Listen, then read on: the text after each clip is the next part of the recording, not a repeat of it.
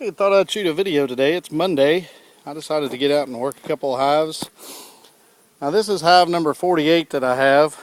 I'm going to explain to you what's going on with it. It's a long story, but I'll try to make it as short as I can. I had a hive at another guy's house that had 2 deeps on it. And I planned on taking all my hives from down to a single deep and running medium supers like you see here in the background. But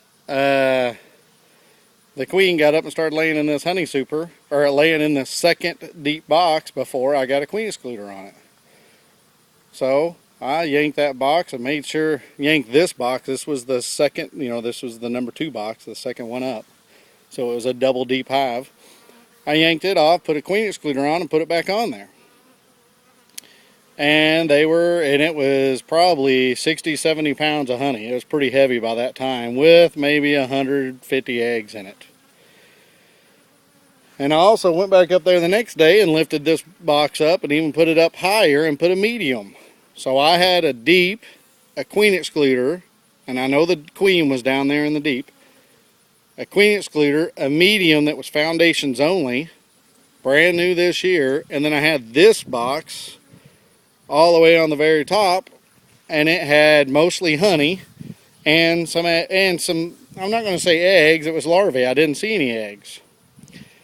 So I was happy that those larvae were going to hatch and it was going to be done and over with. And they would go ahead and fill it full of honey and I would have more honey. But I went up there after about 2-3 weeks messing around. Really probably hadn't been there in about a month. Pull the lid off and there's a queen in this box laying. Because I went up there to pull this as full honey. And thought I was going to get 100 pounds of honey out of it. I figured it should be done. And it wasn't. Somehow they raised a queen. I'm going to guess while the queen was still small, she went through that queen excluder, out the front door, went out and mated, came back through the front door, went up through that hive, through the queen excluder before she got fat, and got up there and started laying. So that messed up the whole hive. I had 2 queens in it. So there you have it. Crazy things are happening. I heard on a podcast the other day a guy had a queen laying on one side of a frame and he had a queen laying on another side of the frame. So there's 2 queens in the same box. So strange things do happen. But what I did, I just pulled this top box off with this queen in it and brought it home and set it out here on the ground and put a bottom board on it. I left that other hive up there with that deep, the queen excluder, and the medium. I brought this home and I thought it might have had a little bit of foul brood. I wasn't sure, but I wanted to go ahead and medicate it and see if I can get it all over with now before I put any honey supers on or tried to get them at least start storing honey up for the winter. And that's what you see here, this white powder. Let me get out of my shade here in the shadow. This white powder you're seeing along the edge is that antibiotic that you can get to treat European foul brood. I put a beetle trap in here. I saw 1 beetle, and I'm seeing more and more beetles as the summer goes on. So I thought I'd go ahead and put a beetle trap in there. That don't hurt much anything.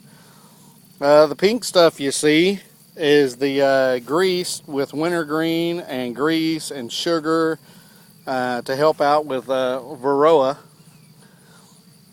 And then the other powder you see is this protein powder. It's what we use earlier in the season to make protein patties out of. But this one is just getting ready to start laying eggs again. So I thought I'd give them some protein. And what I have here laying on the ground is my queen cages that I made. And you see all the bees in it. To be able to treat antibiotics with this hive, they got to get rid of all the brood and clean out the hive. So you have a couple options, kill the queen or cage her. And I choose to cage her. Now when you do cage your queen, what's going to happen is they're going to raise some more queens. But they were raising queens out of that foul brood and I really didn't want any of those queens. Now I'm trying to find her in here again. Oh, she's in there. So what I'm going to do is I'm going to lay it on here. It's pretty hot. I'm going to give you a close-up here because I'm going to pull the plug on this thing. If I can. Okay, the plug's been pulled. And I'm just going to lay it there there she is walking around in there, if you can see her. She's the only bee in there that's alive. Now, at first when I built these cages, I was standing them up in between the frames. And then I decided, what the heck, why not just lay them on the bottom screen? And that's what I started doing, just laying them on the screen bottom board. Now that queen just roaming around in there. One drawback to these cages, you can't really force her out of there. I like to just let her take her time and get out. And while this is going on, I'm kind of inspecting the other bees. Just look for their wings, see if there's any mite stuck to them. But I want her to gradually come out of here. I don't want her just to come jumping out of here and then freak out and kill her.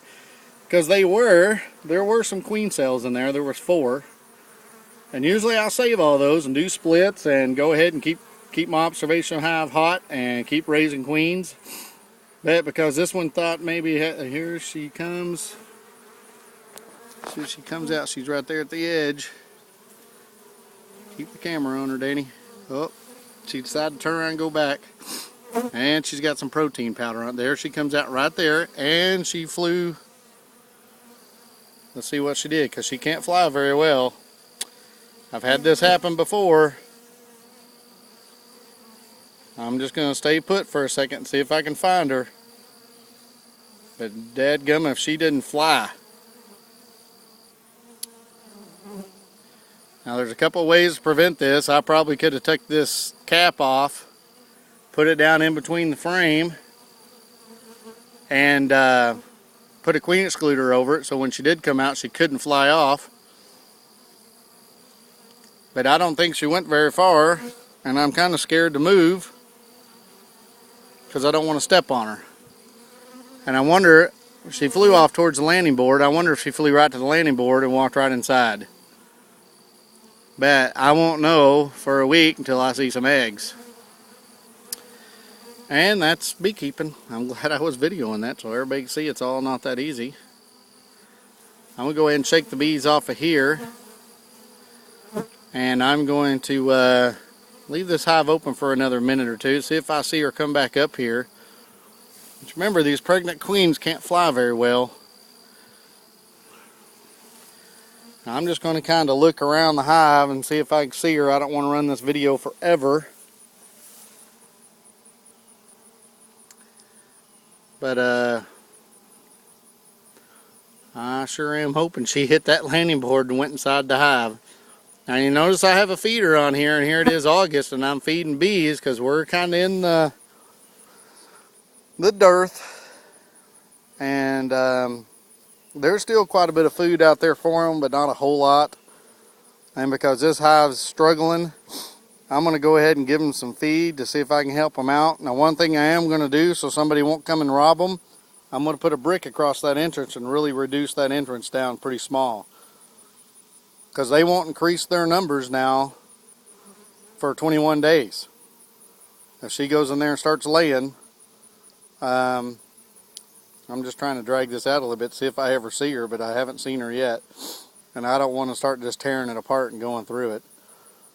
But she had protein powder on her, and she's heavy, so she couldn't do much. I'm going to be as gentle as I can about walking around here. Go ahead and close this thing up and hope that she finds her way home. And we'll find out in a week.